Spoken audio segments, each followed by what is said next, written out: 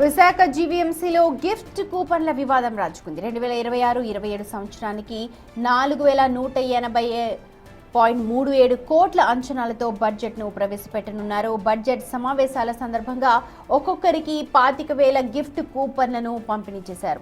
అయితే కొందరికి 2-3 కూపన్లు ఇచ్చారు అన్న ఆరోపణలున్నాయి.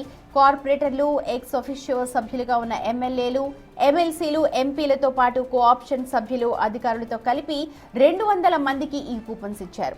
వీరిలో సిపిఎం కార్పొరేటర్, జనసేన కార్పొరేటర్ మూర్తి, వైసీపీ కార్పొరేటర్ సురేష్ ఈ కూపన్లనైతే తిరస్కరించారు.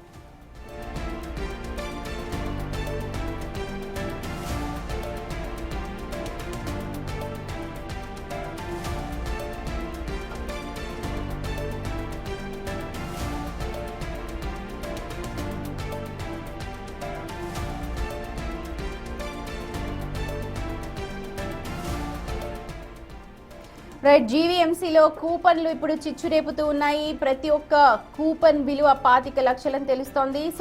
అయితే ఇందులో 3 మాత్రం కార్పొరేటర్లు ఈ కూపన్స్ తీసుకోవడానికి నిరాకరించారు. వారిలో CPM corporator, Janasena corporator, YCP corporator ఉన్నారు.